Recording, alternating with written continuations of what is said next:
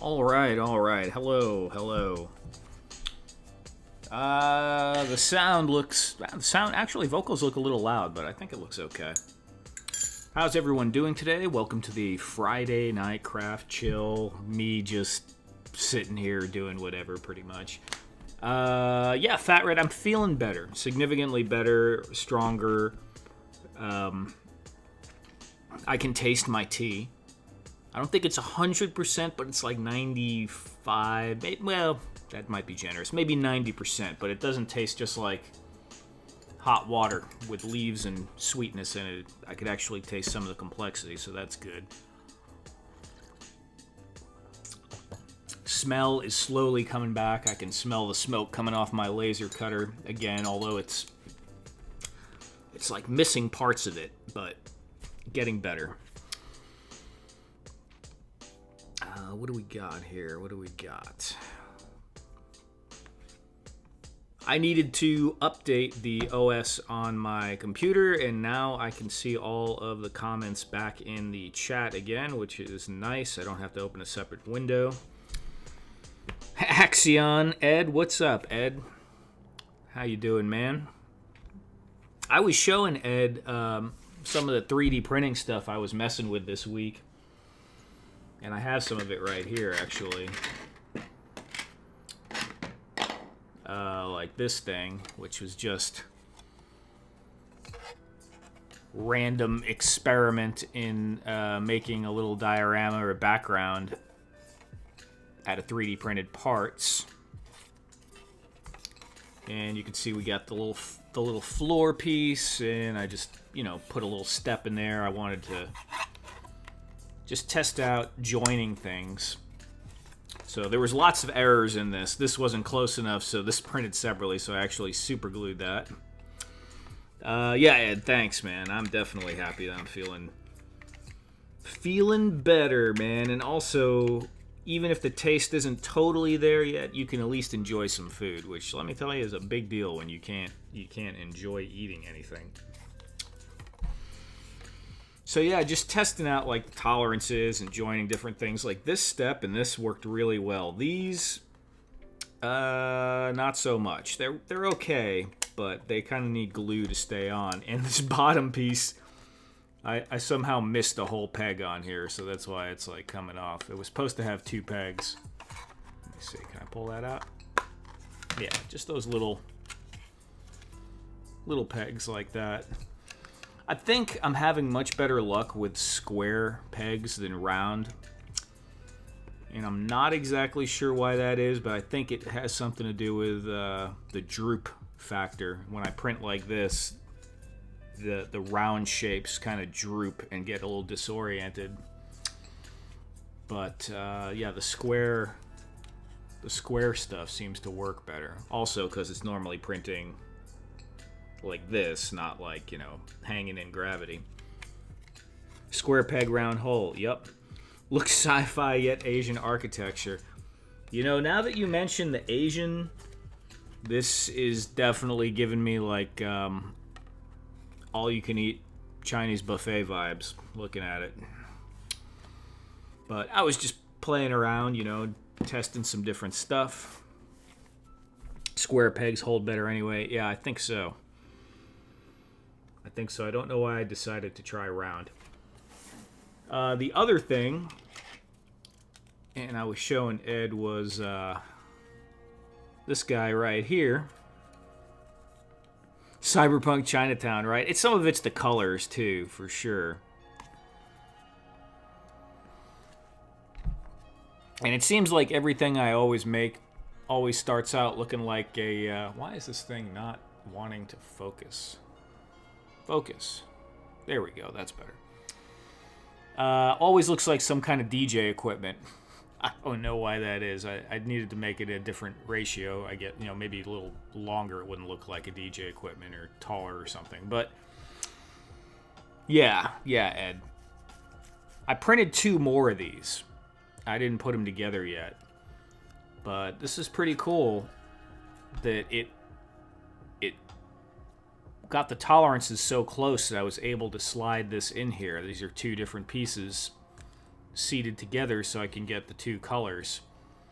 And I do have multicolor capability on my printer, but this seemed like it was like going to be really a cool option to get cleaner lines, and also by doing this I'm able to print this whole surface on the bed, which gets the texture of the bed, which is that cool texture you see on the black there that doesn't have like the print lines on it at all. Some Daft Punk figs, yeah. So here's some more of them, and you can see this thing is just pretty thin. Hey, what's up, Michael Dumas? Welcome, welcome. Briscoe, what's up, Briscoe? So yeah, I think I'm gonna put these together now. And the tolerances were pretty tight. Like it was kind of difficult getting that on there. I needed to use this thing. So let's see how that goes. Let me get a little closer here.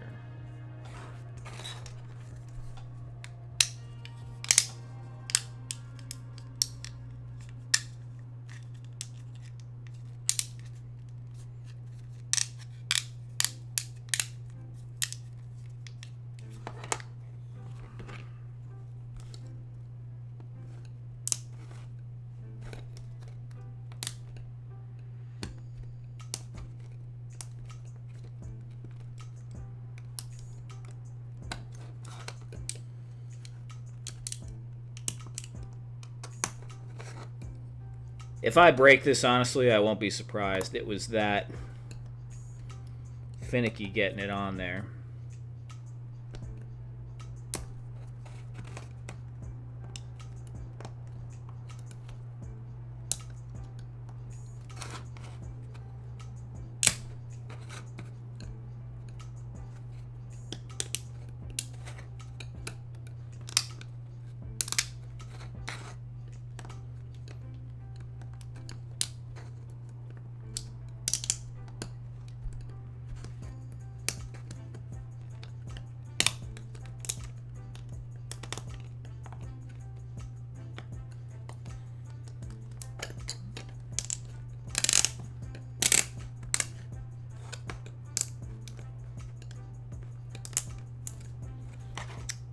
But it looks like this one's on there pretty much. I never would have been able to do this without this metal tool, though. I first started off just using my fingers, and that was mission impossible.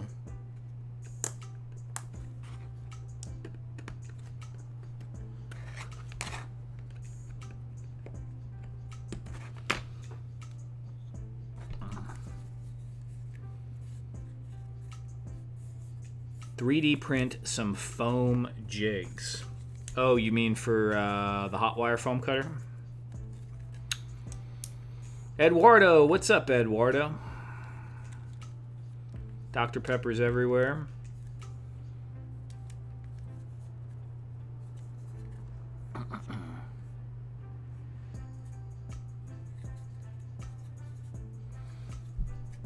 So, Ed, you saw how hard, I mean, that wasn't super hard, but it definitely didn't just, like, you know, slide in there easily. Takes some coaxing.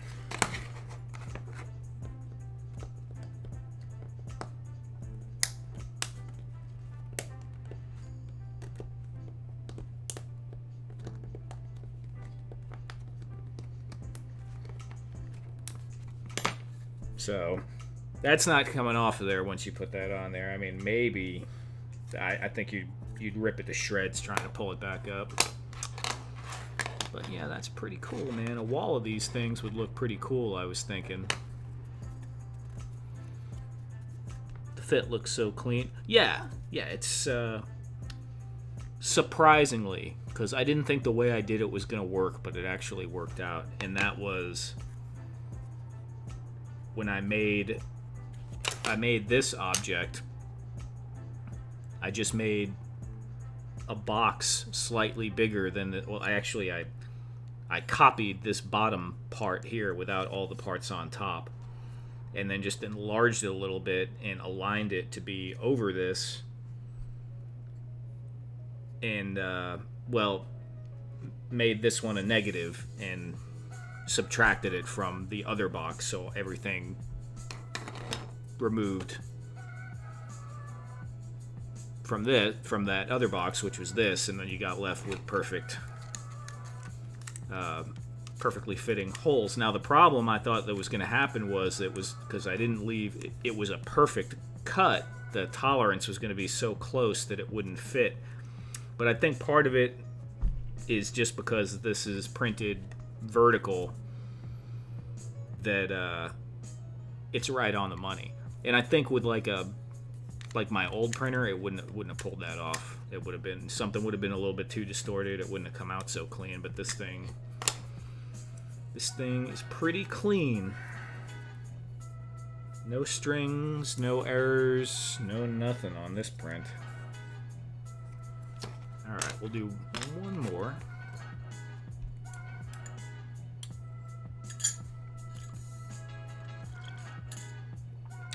"3D printed widgets or foam?"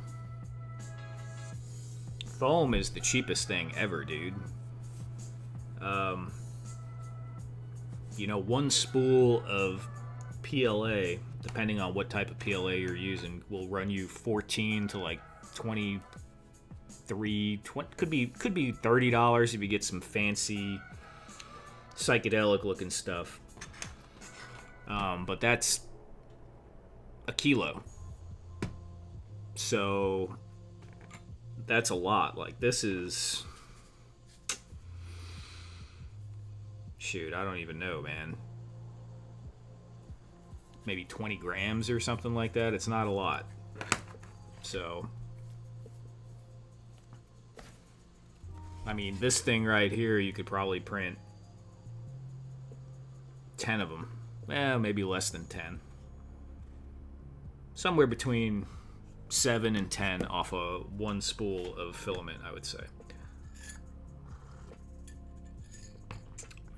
So, but 3D printing, once you make the design, you can print as many as you like. With foam, you have to. Foam is basically 3D modeling physically, as opposed to doing it on the computer.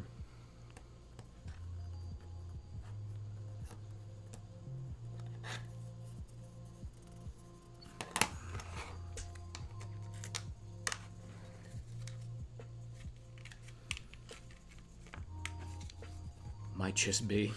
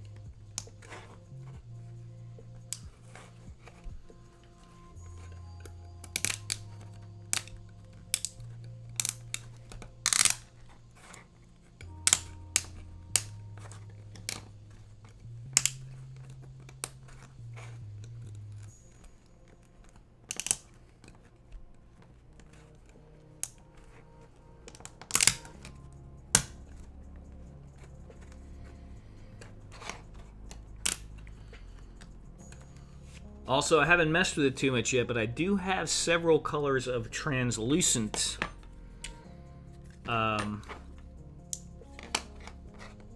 print plastic. It's not PLA, it's PETG. But I have a blue, an orange, and I think an olive green. So that adds a lot of possibilities to different things you can do. I could hollow the middle of this out and then print out just a little tiny translucent panel that goes right in there, and could light it if I was going to light it, which, you know, me and lights. The problem with lights is I gotta actually buy a light kit that I like. I don't really have one decided upon. But yeah. So yeah, this was just a test. I mean, if I was gonna make this more serious, I would have some kind of mount on the bottom to mount it to something. And I was thinking, you know, maybe a little beefier and could be slanted. Although for the two-tone fit part, maybe keeping it just like, you know, these thin pieces might be good, and then you have like two pegs and you mount that onto a beefier piece that is one color inside, because it doesn't need the two-tone, obviously.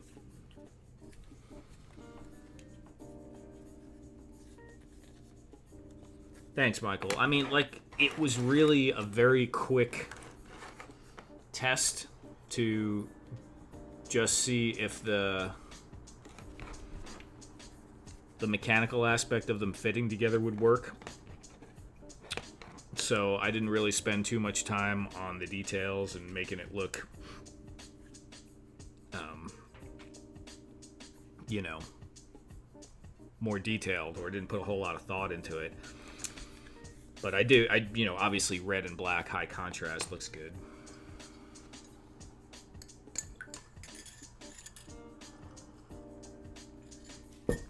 They might actually go with some of this stuff pretty good.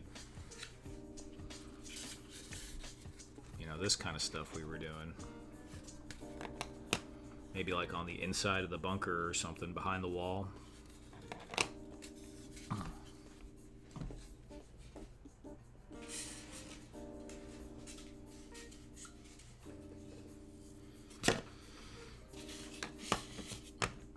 Lighting is fun. Magnets.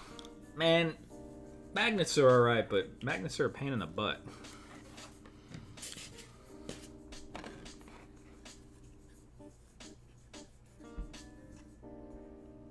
Some old reel-to-reel consoles, like 70s sci-fi stuff. Oh, you mean like the... Yeah, that would be cool. That would be cool. Like the old giant computers they used to have. Huh. That might be kind of neat.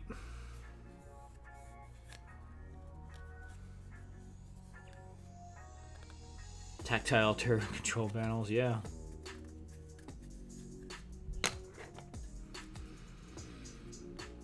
Yeah, so I'm gonna definitely design some more stuff like this week. Like I said, that was just kind of a day. I was just, actually 2 days, I was tinkering around doing this, and then these. And, you know, this isn't perfect. It's still, like, just testing things out, but I'm pretty happy with, like, the feel of this. This is that matte PLA, and you can kind of see... It's pretty hard to see the layer lines. This is the side that has the layer lines in it, but that matte takes away the glossy ridges, so it looks pretty good. This is the side that was touching the bed. So can I even get you the layer lines? Can you even see them? You can probably see like the hint of them there. But pretty sharp. Pretty sharp in square, boxy objects. If I tried to do something organic, it wouldn't look as good, because the contours would have weird, you know, steps in them and stuff. It'd probably be okay if it was a big enough curve, but for small, like, little rocks or something, it probably wouldn't look super great.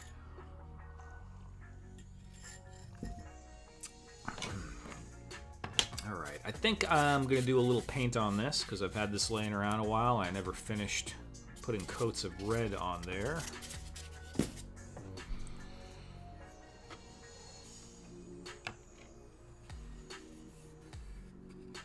Old ribbon hard drives. Yeah. Can't see the lines. Here, let me see if I can zoom. There, you can kind of see the Hint of them going that way. But like I said, the matte stuff is really good. Well, that's the back, but here, let me flip it over to the front. You should be able to... This is kind of janky here because I didn't do a good job with the modeling. And I had to cut some stuff, so it's a little janky. But you could see the lines clear on the regular PLA, not the matte stuff. The matte stuff seems to... Well, you know, it doesn't reflect as much, so the light doesn't glare. Now they do have different textures for the build plate, like sparkly texture, smoother texture, crazy looking ones. I need to get some of those, and I could actually use that for different pieces to give it, you know, different texture, different look.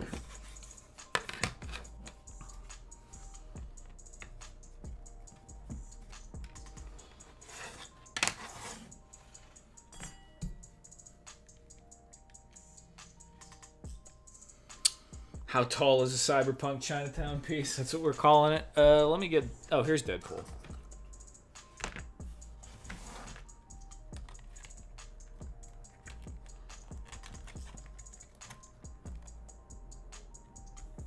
What is this? Have I had this camera on the whole time and I didn't realize it? Good God. I had some problems with my camera setup when I first started up. I had to redo a whole camera for some reason. Diamond plate texture. I think there's something similar to that, but not exactly. And I don't want big... I wouldn't want big, chunky diamonds, you know? I want it to be small, very fine. Let's see. T-cam, we'll put it back on now.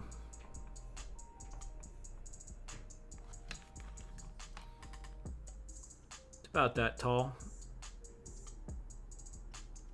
So Deadpool looks taller here, but he's not. It's actually about a ½ inch taller than Deadpool, I would say.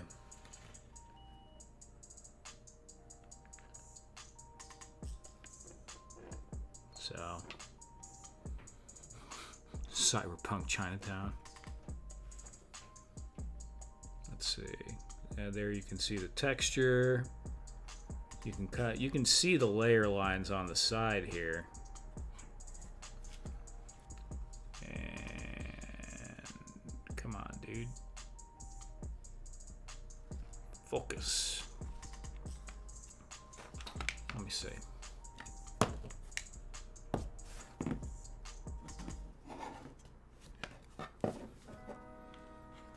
Yeah, see that matte? That matte is pretty slick. It really just dulls down the... And it's funny because it still has quite a bit of reflectivity on this side where it melts it into the printer bed. Because this is standard PLA, and I guess it is a little bit shinier. The red is standard versus the matte. But I guess because it's melted into the bed, it almost gets like a polished quality. And so some of the matte doesn't have the same effect. Alright, let me turn that off for now. Let's see. Yeah, probably... Yeah, I'd say it's about 6.5 to 6 3/4 inches. Somewhere in there. Not counting the base. So that's the back wall. The base is 1/4 inch.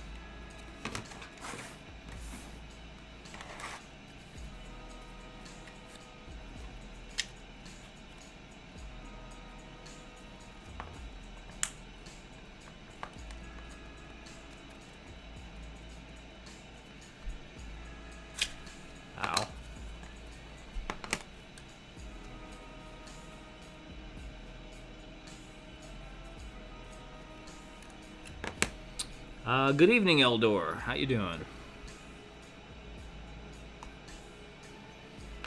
All right, a little bit of paint. Real quick, a few things. 5.25 to 6 inches is what I'm using for my height per story, plus some fudge room. That's pretty nice because I usually use in between 10 to 12 on 1/12, so that's pretty nice to be able to build them that short.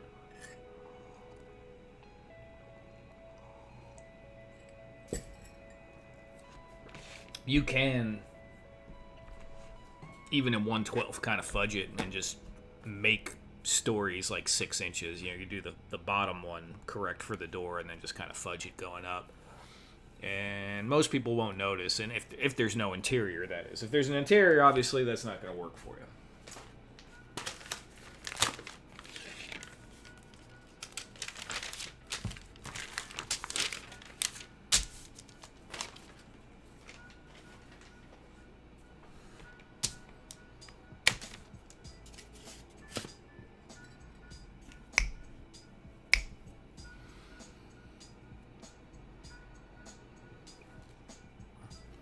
Also, and this is crazy, probably crazy boring, but I might do some of this later too. I don't know. I have a ton of Helladope crates I'm working on again because I kind of got a little behind. I was supposed to make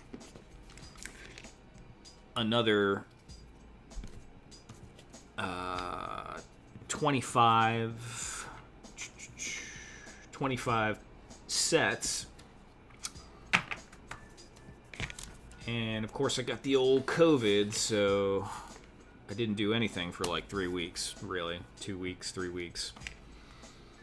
So I do have to assemble these. This is 12 crates right here. Without the trim pieces. So, maybe if there's time at the end, I'll do a little bit of that. I don't know. We'll see. It's pretty boring, pretty straightforward, but yeah, whatever. Cardinal. This is pretty boring too, actually. I don't think I'm going to be using the hot wire cutter or do anything too terribly random tonight like that.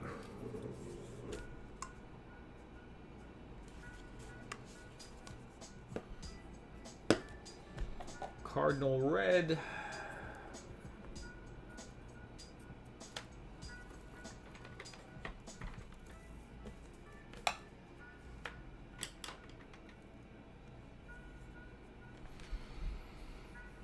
So random, yeah, do you. Right on, man, right on. That's what I'm saying.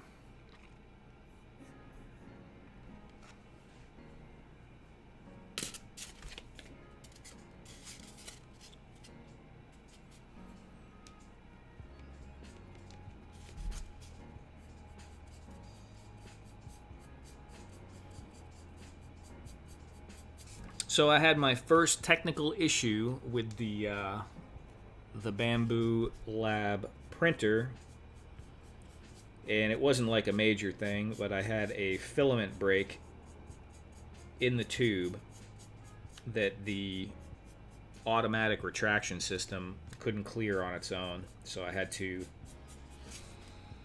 open up the front, take a couple of screws out, and remove it myself, which was very easy to do. And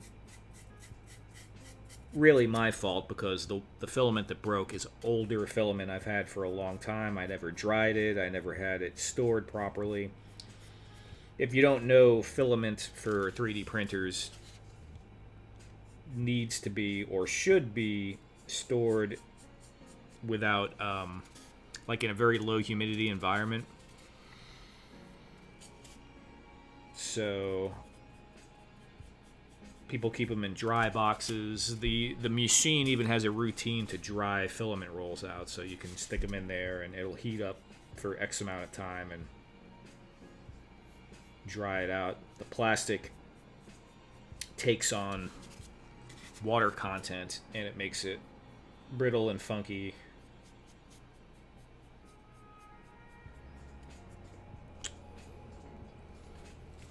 So Yeah, the one that broke was an older spool that I've had around for a long, long, long time.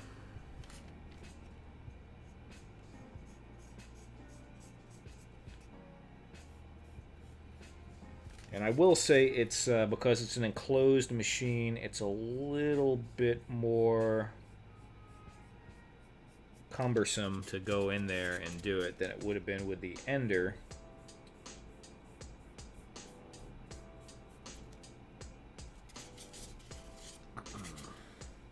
But it was still easy. No big deal.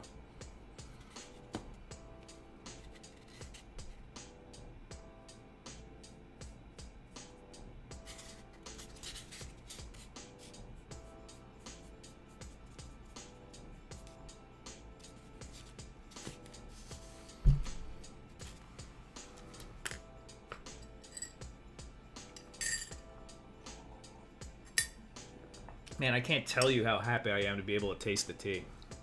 That is wonderful.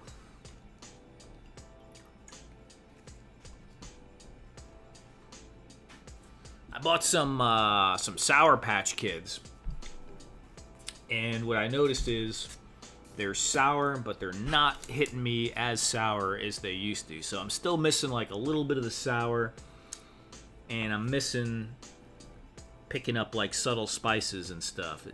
Rosemary. I can get it, but it's like not quite there yet.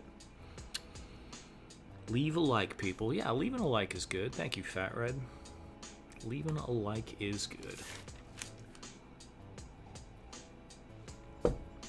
All right, what's next? Do I have anything else here that needs some red?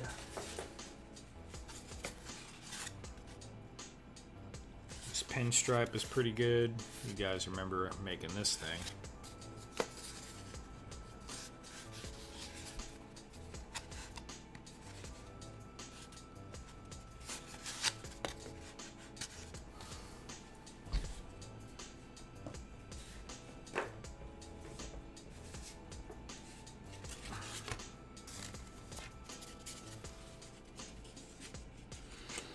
Yeah, I really like rosemary as well. I used to always keep some fresh growing, even on my little patio here in the apartment. I haven't had any this year,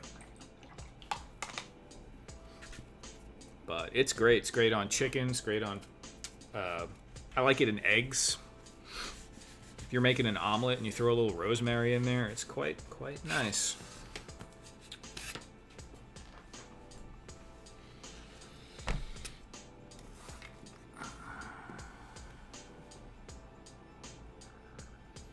What do I want? Do I want light gray or dark gray? I think I want light gray.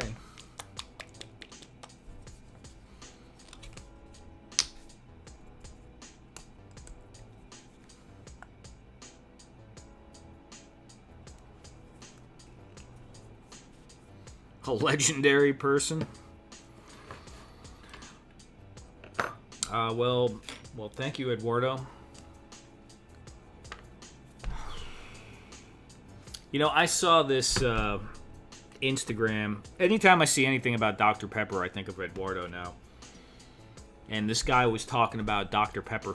People who like Dr. Pepper are way more diehard than other people that like other types of soda. Like, they're just crazy.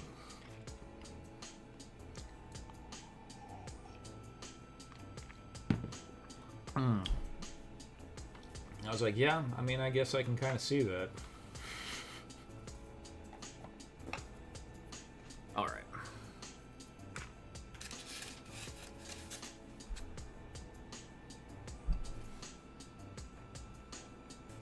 Briscoe.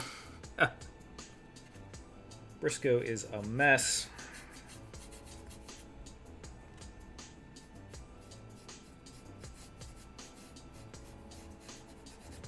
Briscoe, did you watch the Hella Funk guys yesterday? I totally spaced out that they were on. The What a Funk. Did I say Hella Funk? I don't even remember. What a Funk.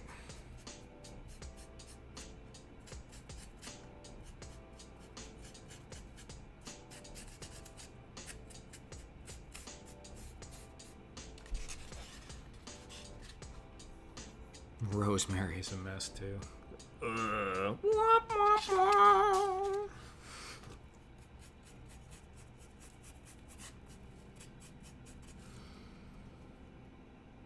Yeah, Hellafunk, right, Axion? That's that would work. It's a good name, good crossover name. What am I doing with this little brush?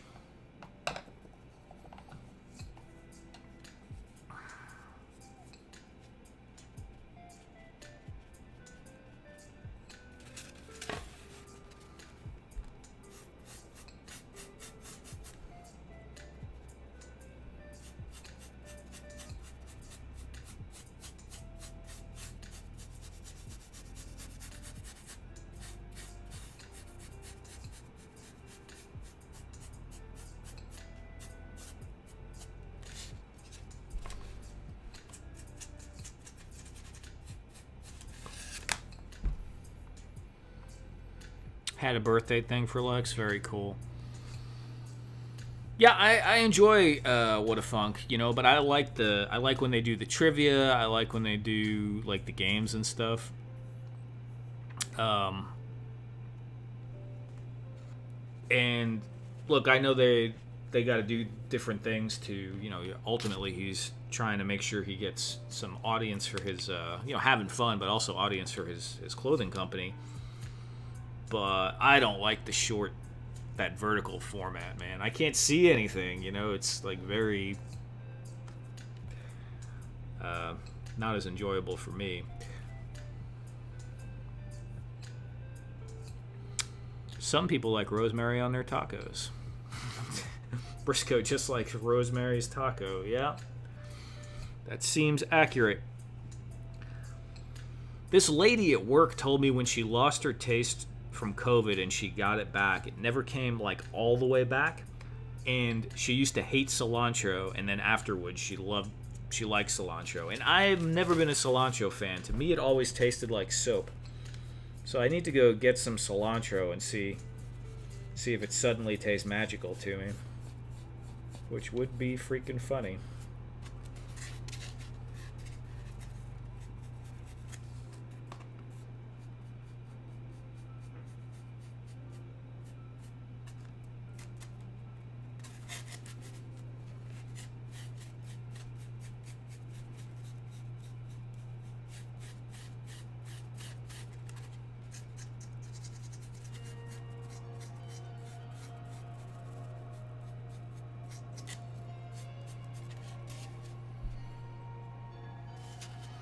Vertical format is not ideal. Yeah, I mean, I get it. I get it.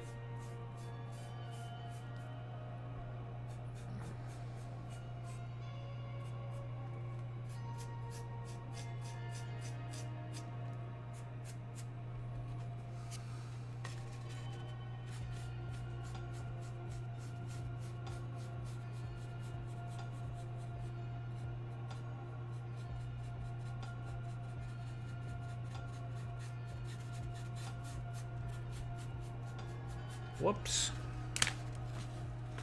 That was bound to happen.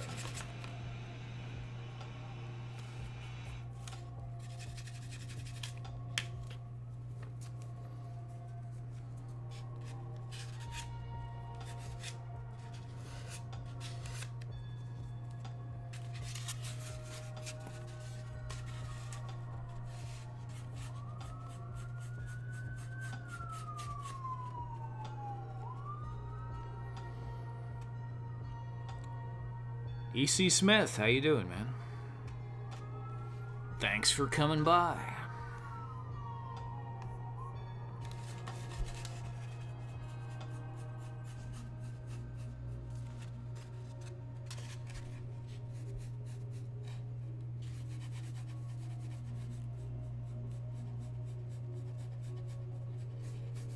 Man, I need to get some new brushes. These brushes are tore up.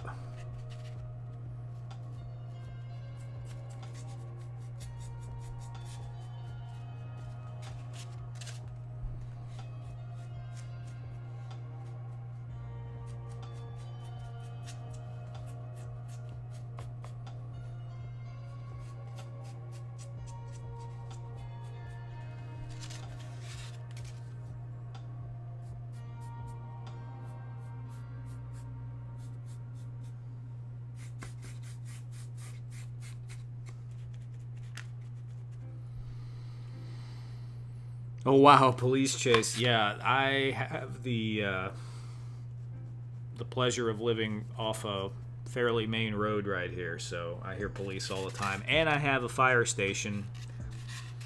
It wasn't here when I moved in, but they opened it up, I don't know, maybe like 5 or 6 years after I moved in here. And that's about a mile that way, but half the time you hear them in the middle of the night, you hear them all hours. They try to be quiet at night, but sometimes, you know.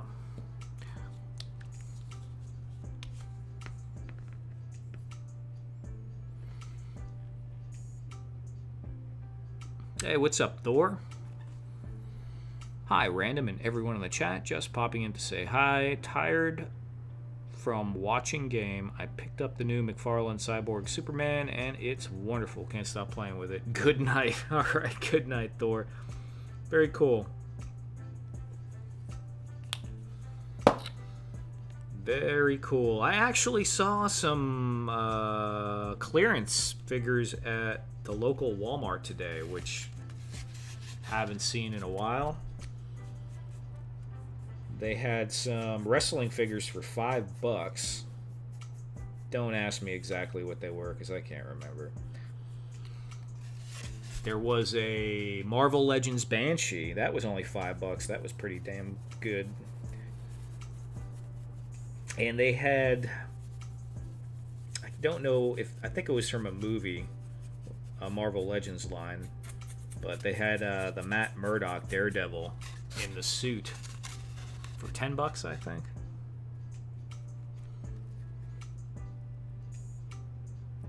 Oh boy, live late night diorama action. Spaded one McDysentery. What's up, McDysentery?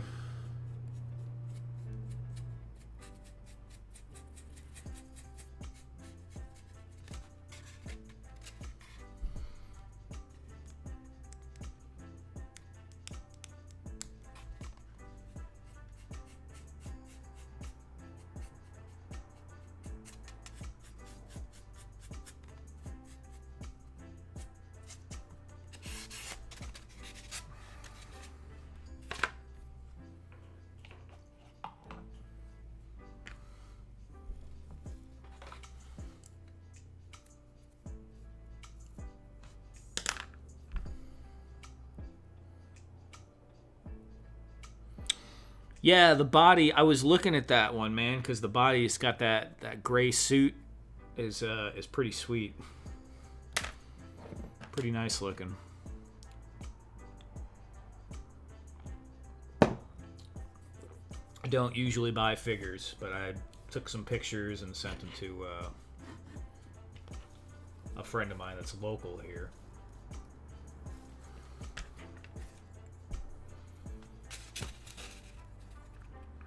But, you know, I think if he was $5, I would have picked him up. I just would have had to just go ahead and grab one.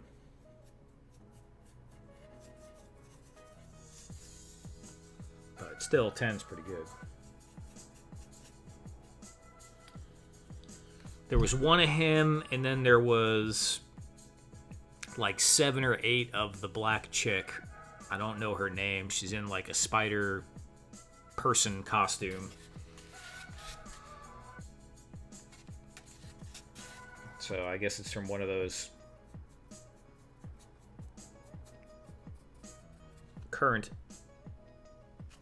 Spider-Man heavy movies, but I haven't watched any of that stuff.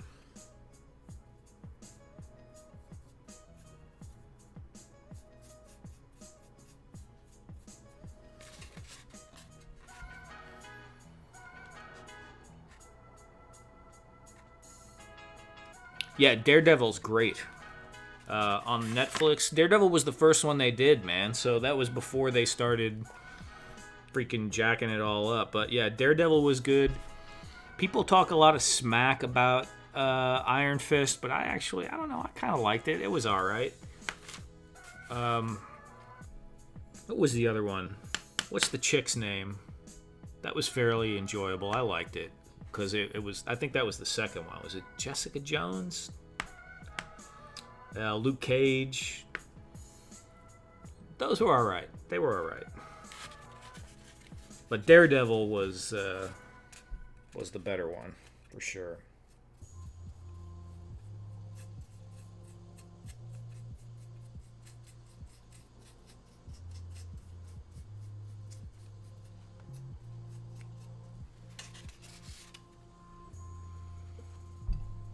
Oh, Punisher. Yeah, Punisher was good.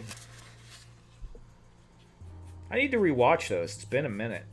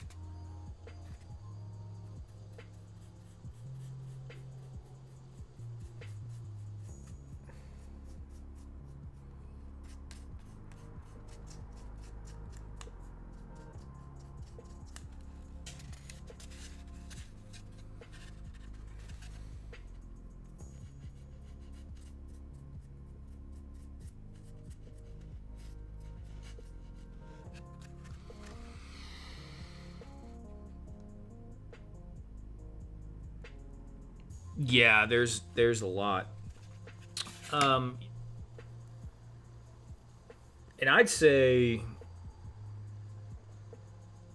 some of the earlier DC stuff was pretty good. Like when the Arrow first came out, I enjoyed it, but there wasn't anything else on. The first few seasons of The Flash, I enjoyed. It started getting, I don't know, I didn't follow it.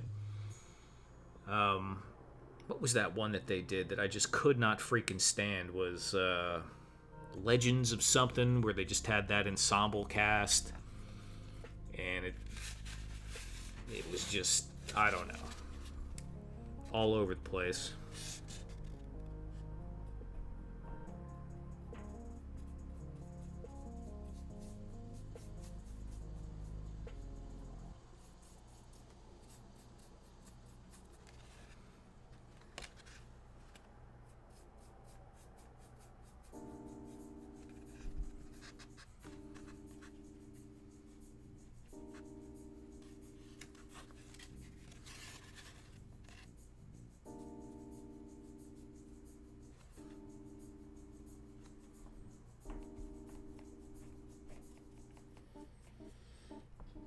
And a lot of things are good when they're kept to a narrower scope.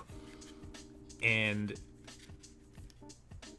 it's to a degree, it's a natural progression of the story arc somewhat, and it happens a lot in fantasy novels too, where you start off where, you're just looking at the main characters and, maybe they're in their hometown before they set out on their adventure or whatever. And then it just starts to widen out, and you're looking at more and more characters, broader world, other worlds, all this stuff. But, I think there's something to be said about not knowing about all that other stuff and just keeping it about the stories, about the individuals. That's what a lot of comic books were, where, this guy stops crime, goes to fight this guy, and it's all, like, very relatable personal stories, which is basically what your life boils down to, unless you're like the head of state or something somewhere. You don't generally deal with these super high level interactions.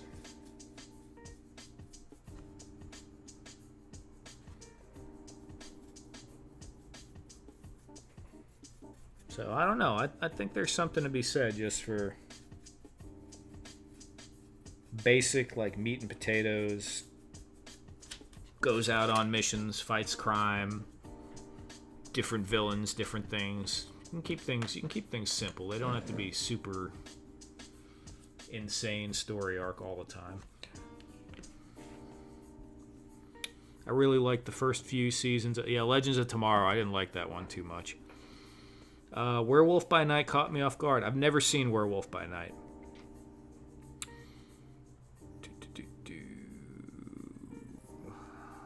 It'll be like this, Fat Red Foo. Like that. Not like that.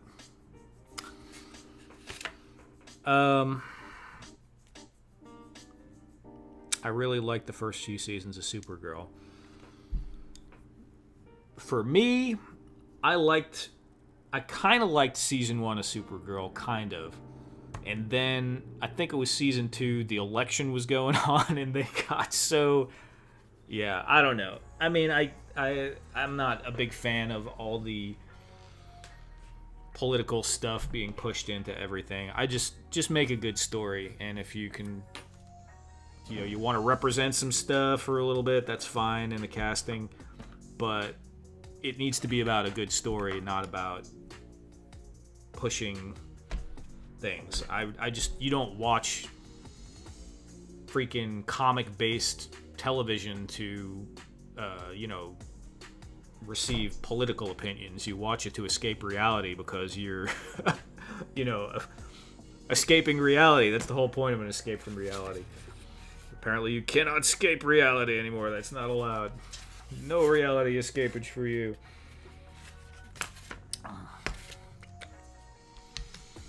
It sort of is. It's supposed to be taking very heavy influence from... I get what you're saying like that. It kind of looks like that. But this is kind of like the panels on the bridge of the Enterprise D. Like... when you're walking around before you get to the view screen up front, there's just those like random, looks like computer banks behind panels. Yeah, this is a more clunky, simplified version of that.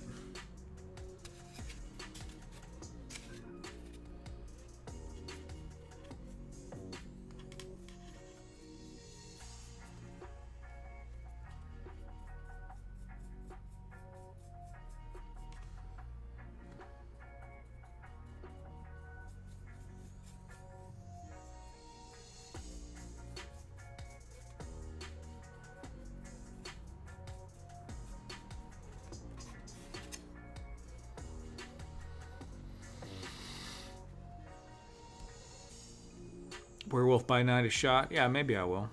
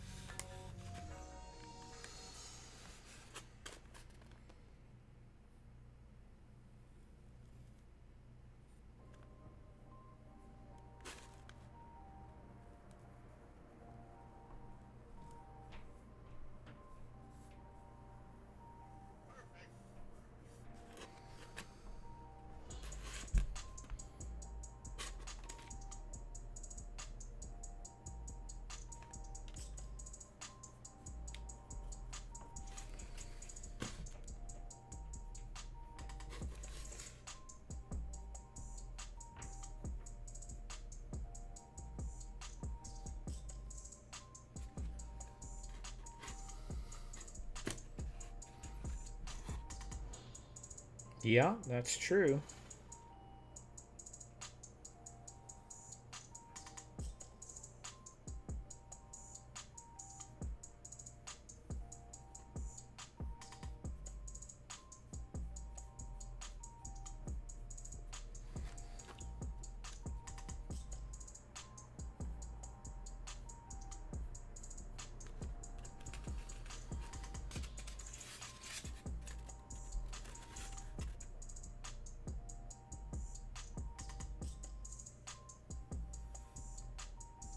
Well, messed all that up. Probably should use the smaller brush for this part.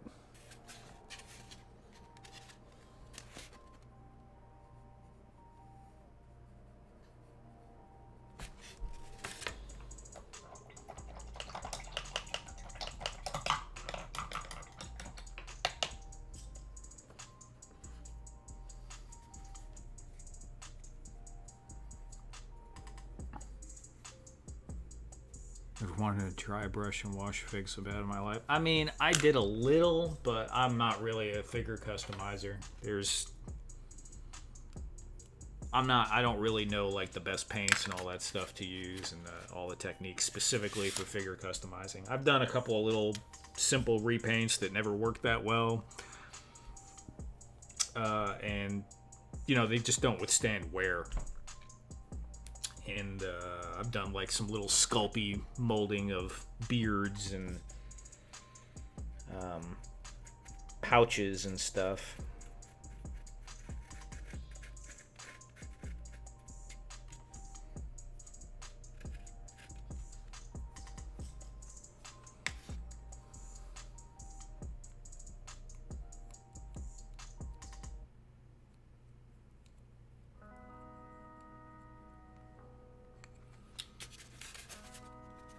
Yeah.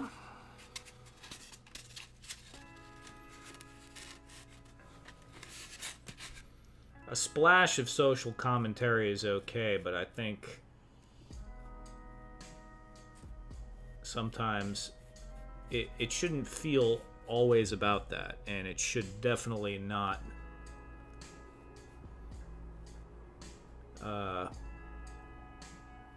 it should always be first and foremost about being entertaining in a story. That's the whole point of it's a freaking distraction. It's not supposed to be educational, and when you try to do that, it's like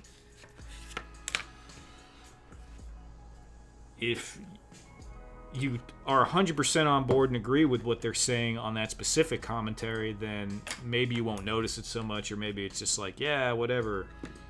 But if you don't, it feels like you're sitting through like an HR seminar at work or something. And this could go, you know, either direction politically, obviously, just depending on what subject matter you're covering. I don't know, man. I'm kind of the worst on that to a degree, because I feel like I don't even know if I should say it. I feel like watching all that stuff is kind of a waste of time to a certain degree at this point. I do still will consume some stuff. Like I said, I enjoyed watching that stuff, but you know, I'd rather watch something somewhat educational. And I've tried to reduce the amount of time I spend slipping into fantasy, because I have spent traditionally in my life a lot of time. Video games, reading.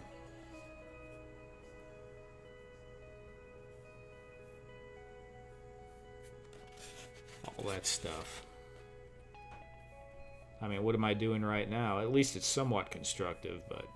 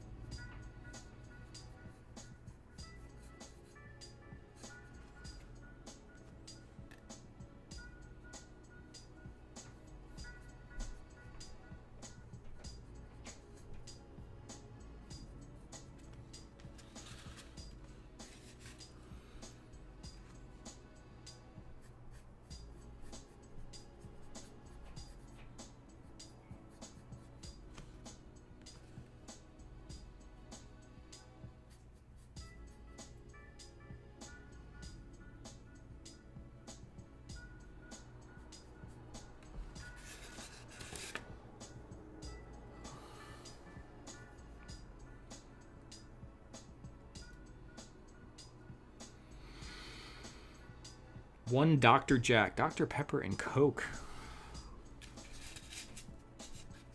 You mix Dr. Pepper and Coca-Cola? Is that what you're saying? I've never heard of that, if that's the case.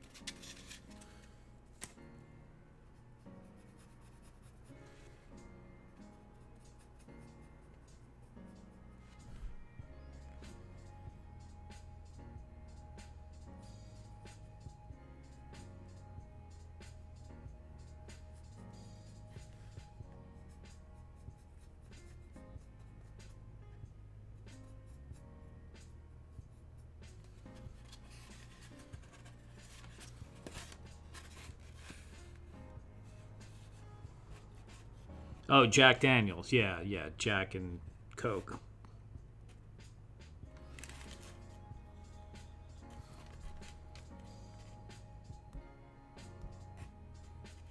Jack Daniels and Jolt Cola. I've never had that, Ed. That's kind of funny. I have drank Jolt Cola before, though. They used to have stack bases of stuff at CompUSA, which I do miss that store.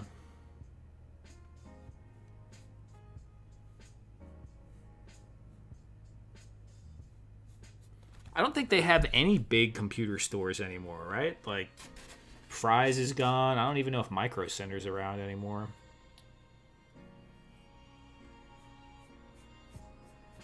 I used to love going in those places.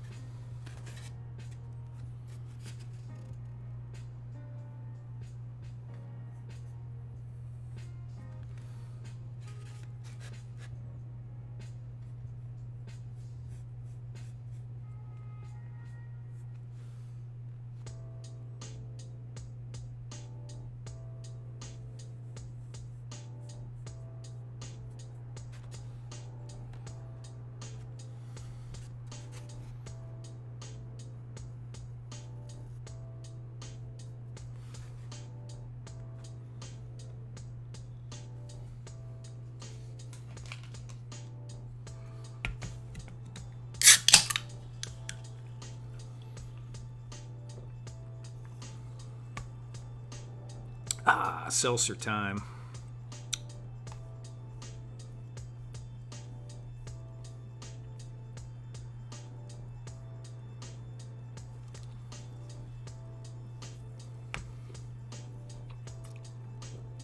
Wow.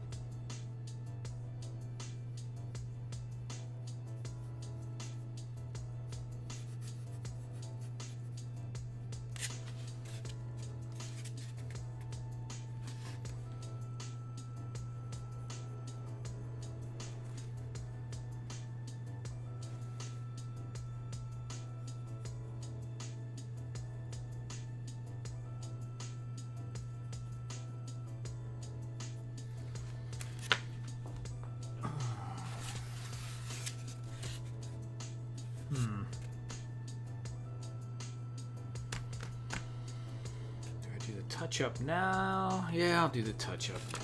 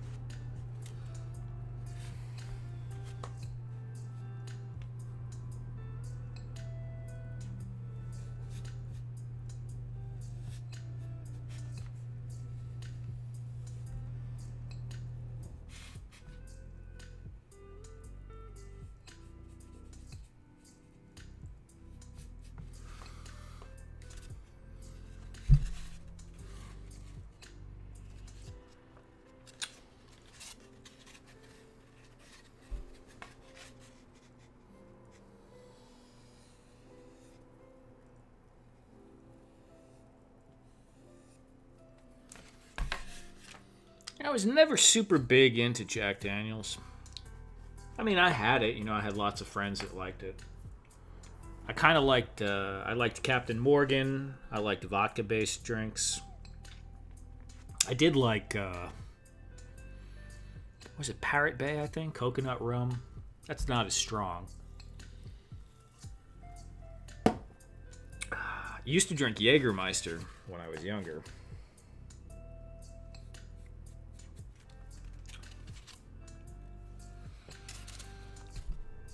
Had some pretty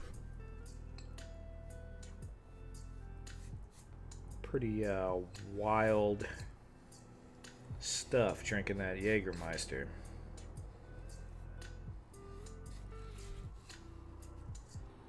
Preferred vodka over Jack. Yeah, vodka doesn't leave you as hungover.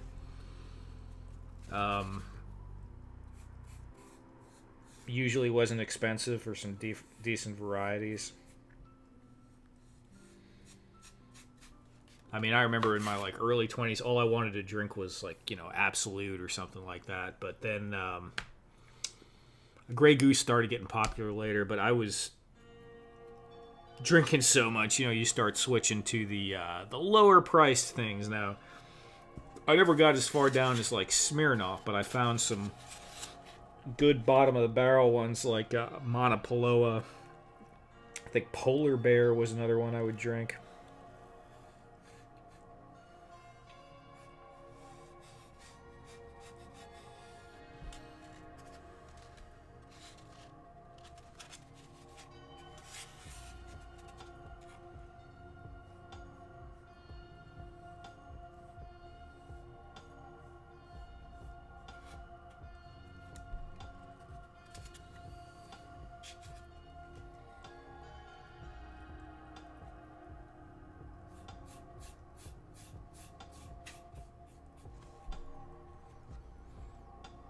Jaeger and Goldschlager. I never got into Goldschlager, but yeah, a lot of people drank that. Fireball.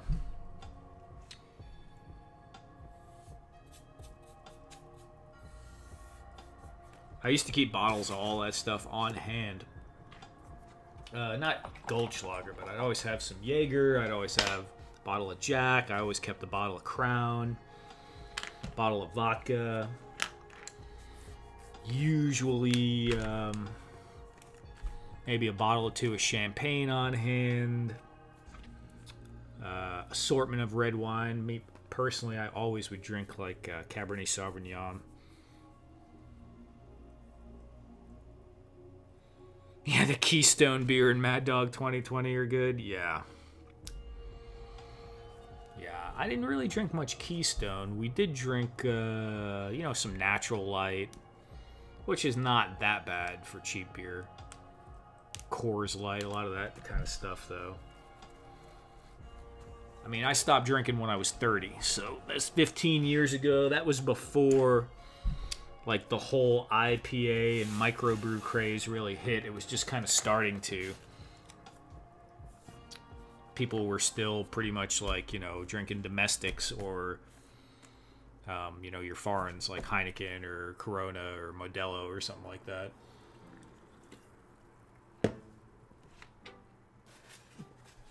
Not all these little super specialized ones. All right, I think I'm gonna let that chill for now. Although I might paint these a different color.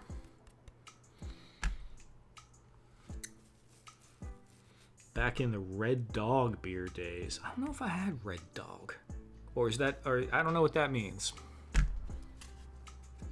Skunky. Yeah, I've never had an IPA. I don't think, not on purpose anyway.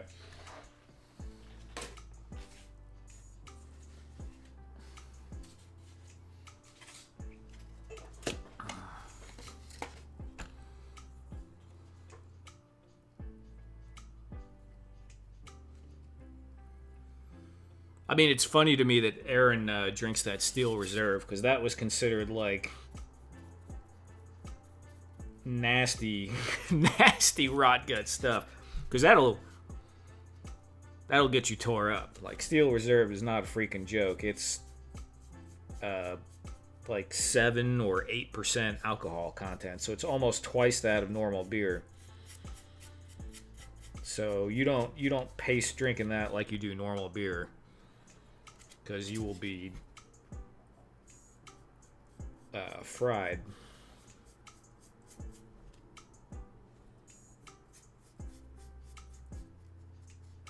They didn't have the flavors back then, though. It was just the standard Steel Reserve.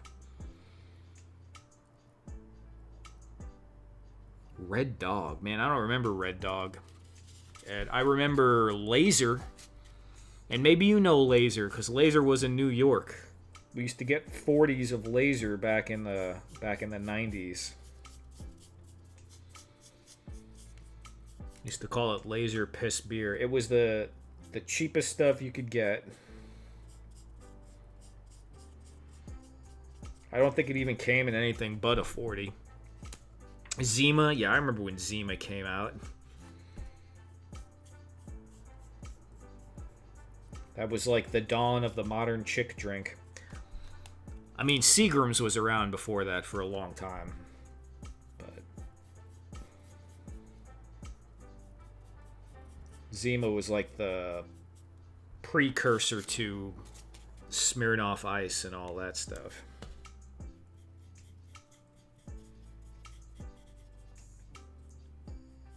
And I will admit, when Smirnoff Ice came out with those flavors, I used to drink them. They'll give you a hell of a hangover, though, those things.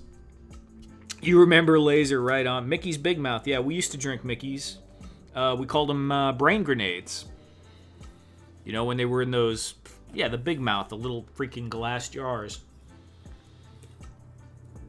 And around that time, we probably also drank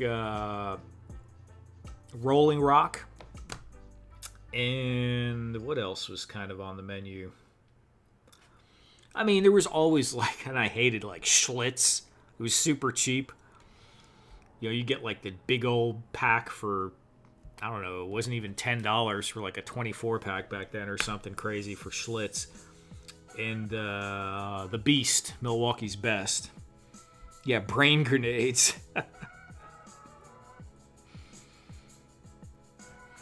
Freaking Laser, dude. Oh my god. Old E. That was another one. The Old English. Malt liquor.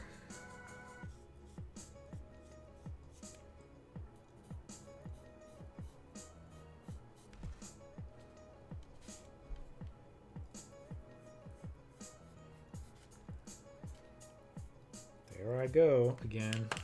Too heavy-handed.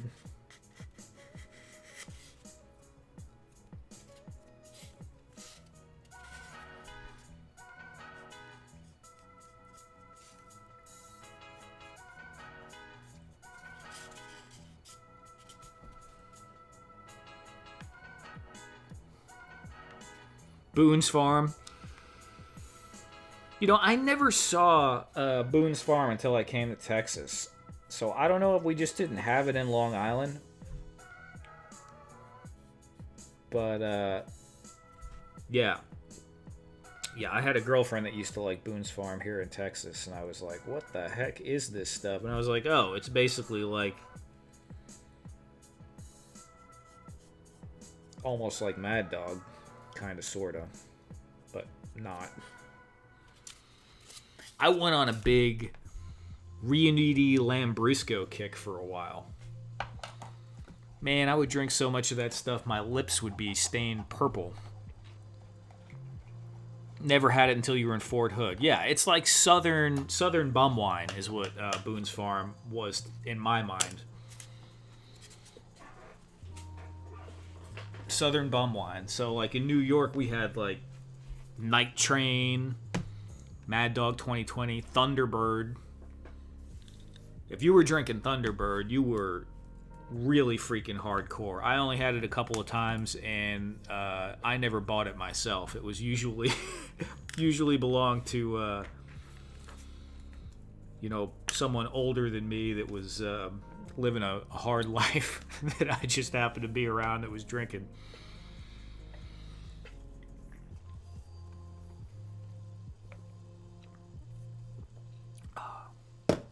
Thunderbird is not something the casual drinker goes out and buys. Fireball is awesome. Fireball was good. Fireball was good.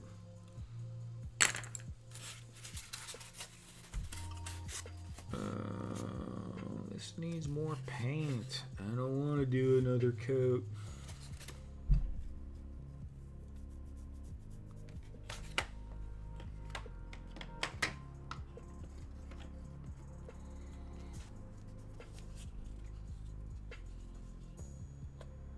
The of age guys bought the under. Yeah, Thunderbird was like, woo. I knew a guy who used to drink Thunderbird. He would buy like a 6-pack of beer,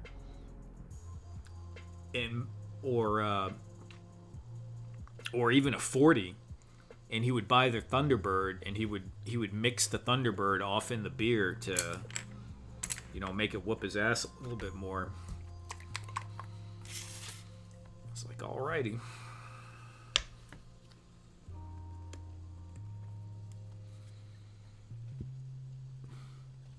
That door is cool. Yeah, that door is pretty. Thank you. Thank you. I think we're going to go with the dark gray. Yeah, I think we're going to go dark gray for these panels. See how that looks.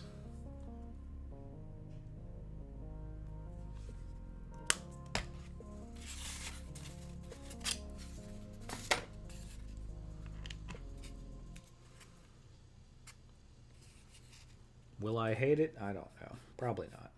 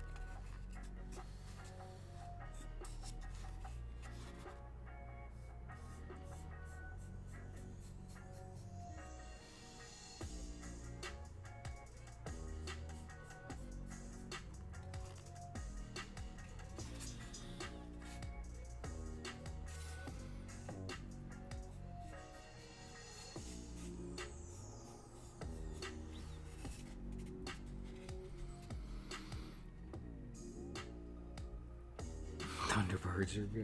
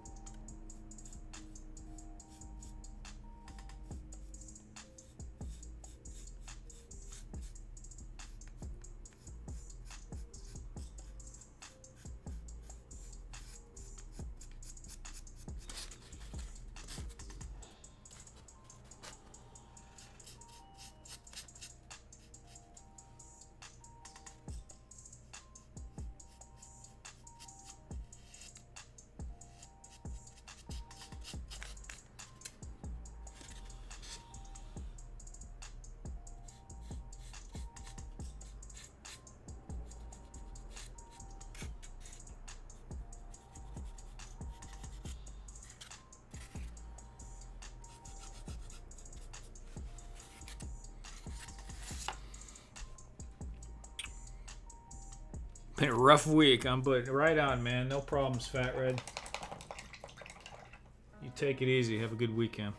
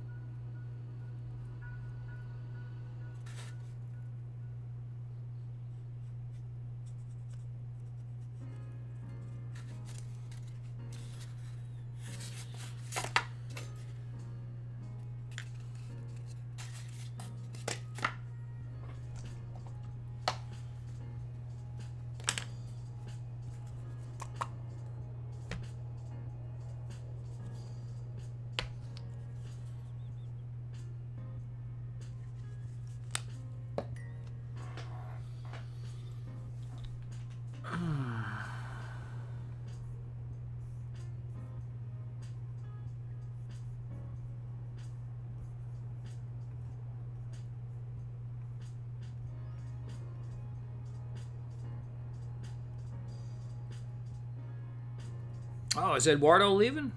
I can't tell if he's leaving or was saying bye to Fat Red, but if you're leaving, Eduardo, take care.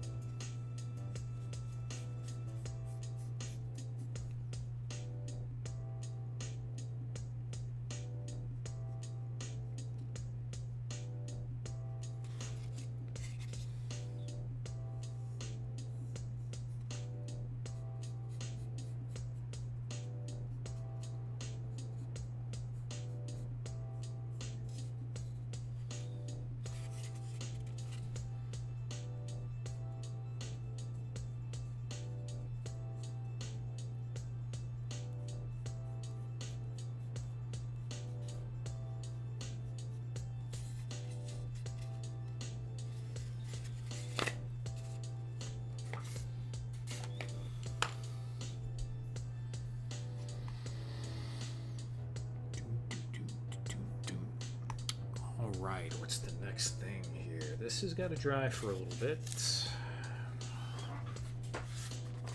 Ugh.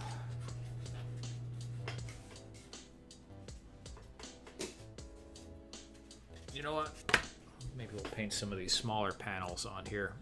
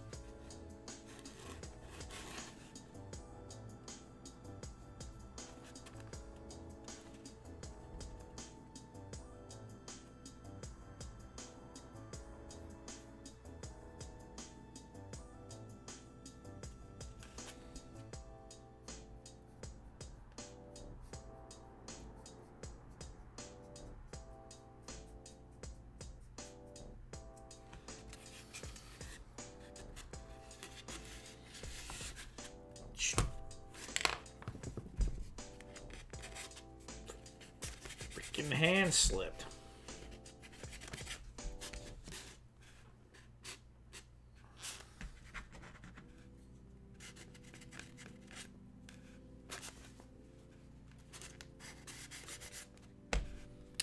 Alrighty.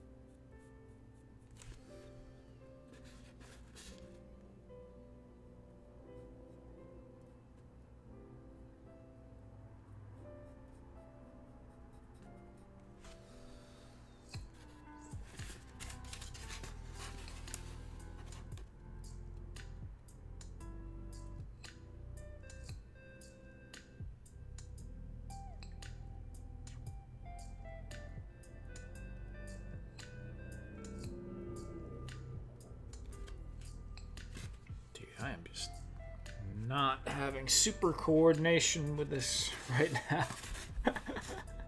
Getting goofy. Maybe I need a snack.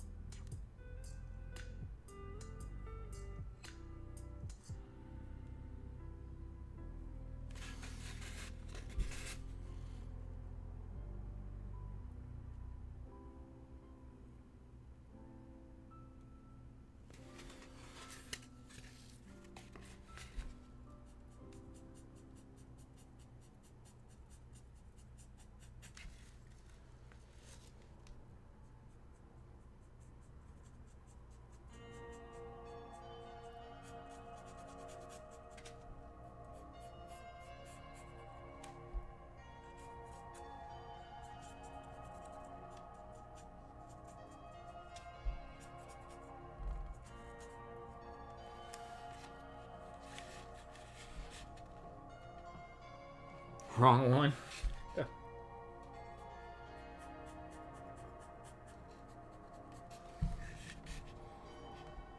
Ah, the old Bob Ross. Yeah.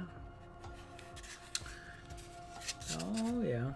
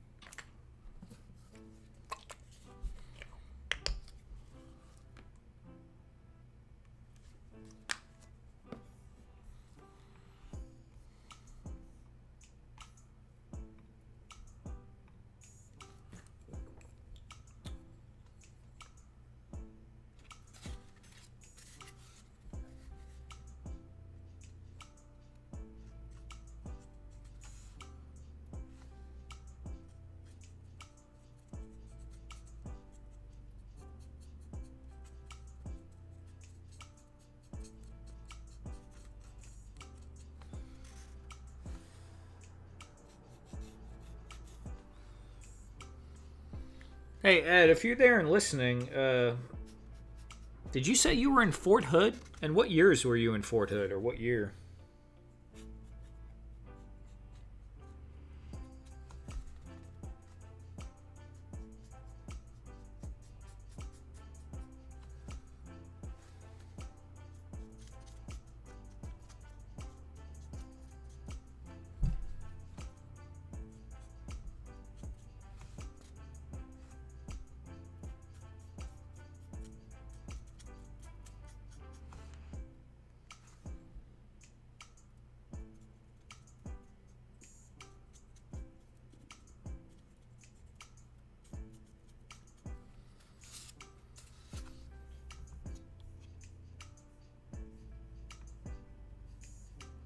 Come on, scroll.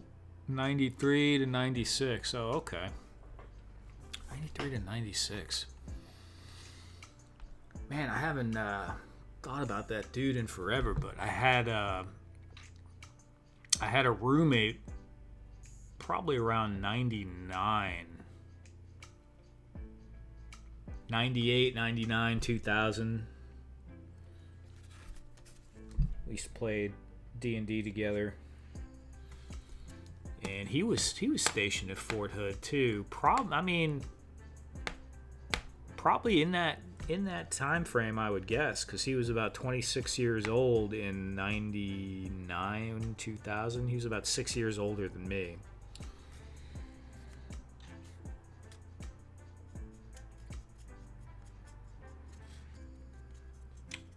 Yeah. He used to do, what did he do? He did like, I don't know, some kind of engineer something. I mean, he told me he was always playing with explosives and this cord, like explosive cord that they would use to make trenches and stuff. Det cord, maybe? I think that might be what he called it. But yeah, that kind of stuff. Which sounded pretty cool to me at the time, obviously. Anything that blew up sounded pretty cool at that age.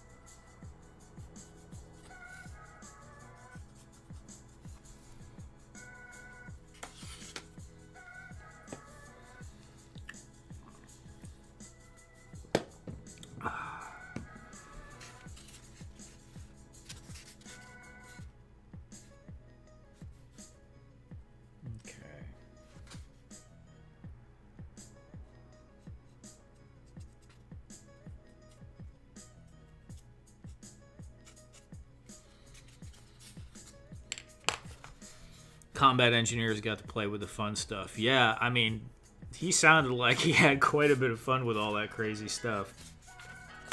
I mean, when he described it to me, I didn't even knew such a thing existed. He's like, dude, yeah, you just like put it down and it just blows open a freaking trench. You know, you can put a tank in. And I was like, what the heck? That's wild.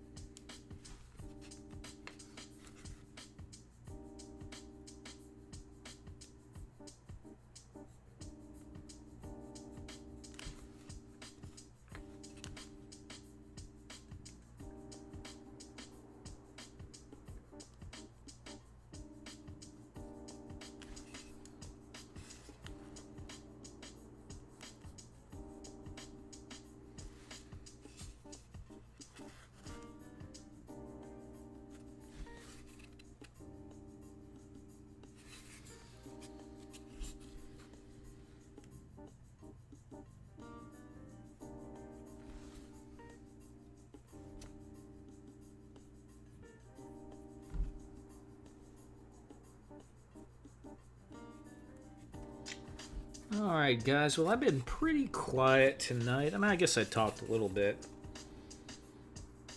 Just been doing some catch-up painting. Showed off some of the 3D printing stuff. I've thought about doing like 3D modeling on this stream, just a little. I'm not very good at it though, so it's kind of like trial and error, not very smooth.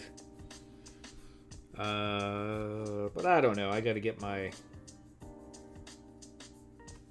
I really need a second monitor. Would be ideal for doing that. I'm still running everything from the one monitor on the laptop.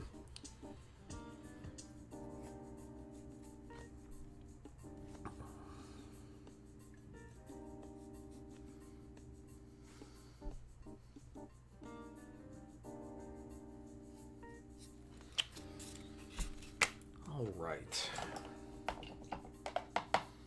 Well, it's a little early, but it kind of feels like a good stopping point here. Let me see. Yeah, we just hit 2 hours. So I think I'm going to go ahead and wrap it up. It's 12:43 a.m. And Axion says it'd be cool to watch some design work. Yeah, I mean, I guess it might be. It's pretty, like I said, I'm not super great at it or anything. I'm just like kind of muddling around. But, and thank you, Briscoe.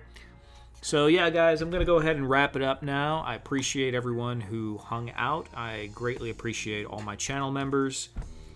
Thank you very much for that. And I hope everyone has a fantastic weekend and a fantastic week. Maybe I'll stop by if Oz is having a stream tomorrow on the Clubhouse. Not sure on that. I do need to put together a bunch of Helladope crates, though, so those two things seem to go together pretty well. Good night, everyone. Take care.